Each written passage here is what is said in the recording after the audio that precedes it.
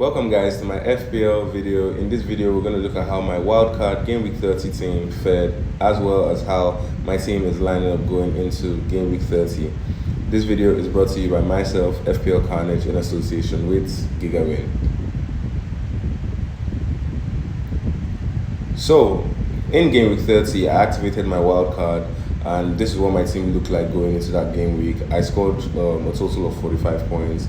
Really dreadful. It actually turned out that the team I wildcarded from, would have scored a lot more points than the team I wildcarded to. But as we all know, the wildcard is for longer term planning, and I do believe that this team that I currently have will do me some good in the coming game week. So in goal I had Alisson Becker, but he didn't start, so Areola came off my bench.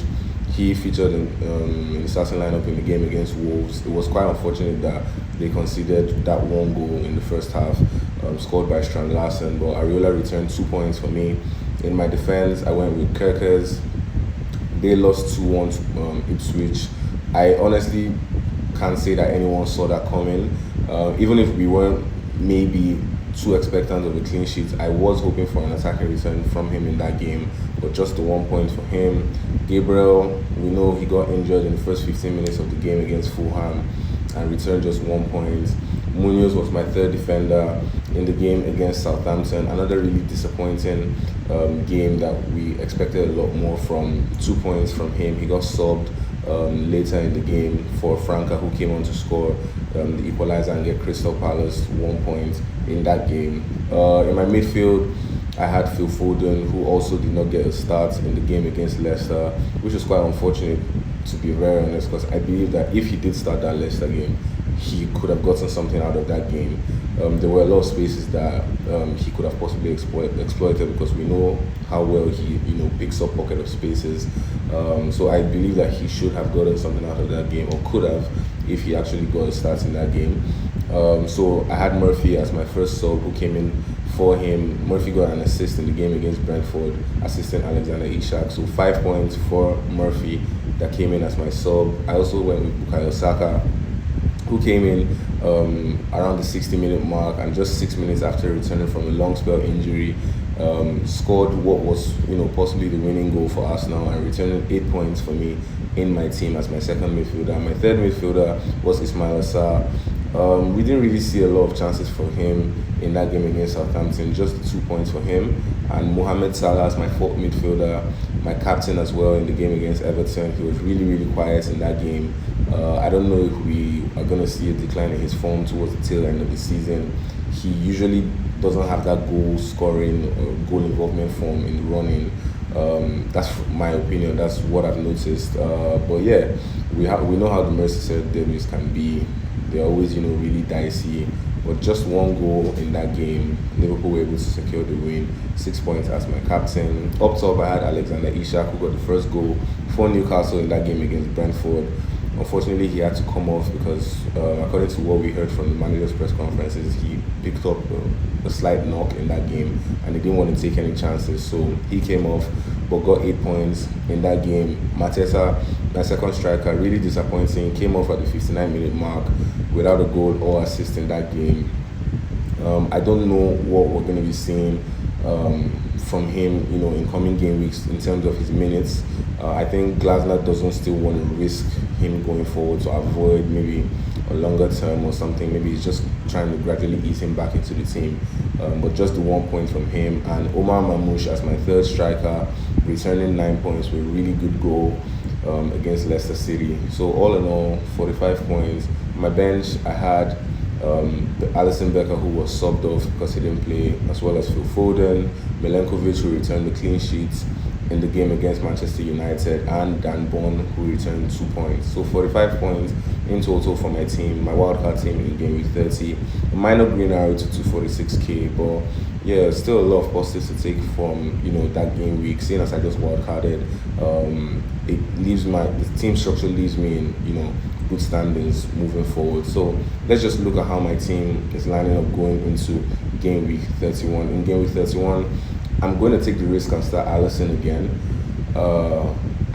I feel like if he doesn't start, that's fine. Areola comes off the bench for me anyways, but I feel Alisson should get the nod ahead of this game against Fulham. Fulham is always a really tough game for Liverpool, whether it's away or at home. Fulham are also fighting for top 10, possibly European spots as well, that are up for grabs. So it may be a dicey game. Liverpool trying to seal off the Premier League win to be crowned champion. So I think if Alisson is available, I think he starts the game ahead of Kelleher. In my defense, Daniel Munoz is going to be starting for me at home to Brighton. We saw Brighton concede 3 goals at home to Aston Villa. They lost that game 3-0. So it just, Brighton haven't had that attacking spark that we saw earlier in the season. And I feel like Crystal Palace are a really solid side defensively, especially when they play at home.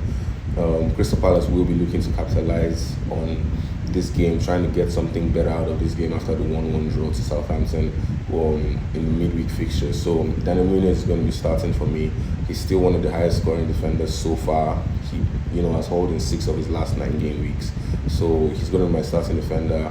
I've taken Gabriel out, as we've heard that he's gotten a hamstring injury that will keep him out for the rest of the season. So I've taken a risky punt and gone with Jed Spence of Tottenham, just because they have a couple of good fixtures coming up. They have Tottenham, they have Wolves.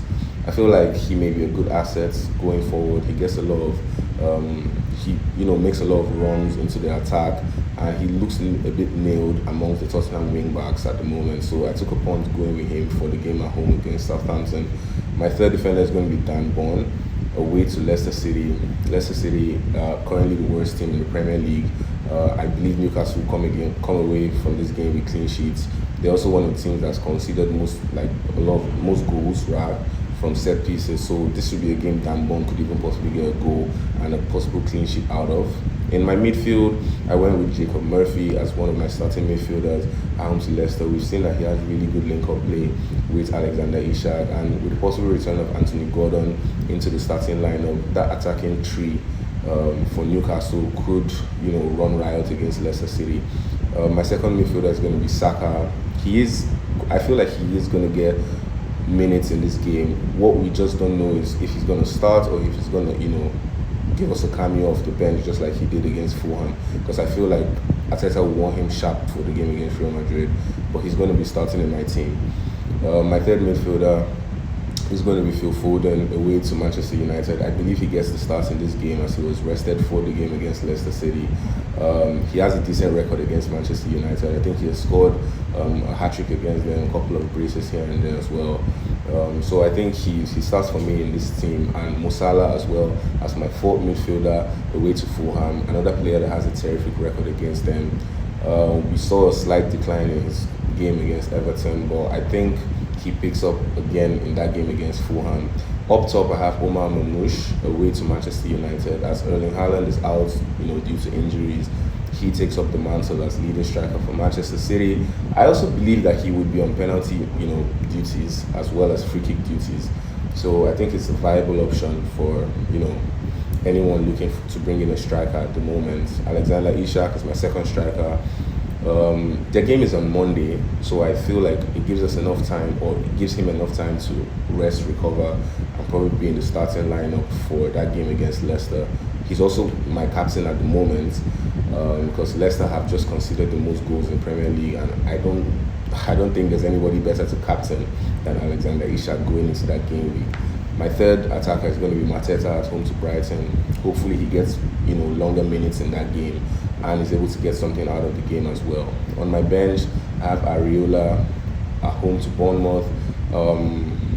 Ismail Assar is going to be my first player on my bench at home to Brighton as well. Kerkez away, Fulham, and Milenkovic away at Aston Villa. Like I said, my captain is going to be Alexander Isak and my vice is going to be Mohamed Salah. So this is what my team basically looks like going into Game Week 31. If you have any questions, please do well to leave them in the comment section, and I'll get back to them as quickly as I can. Once again, this video is brought to you by myself, FPL Carnage, in association with GW31.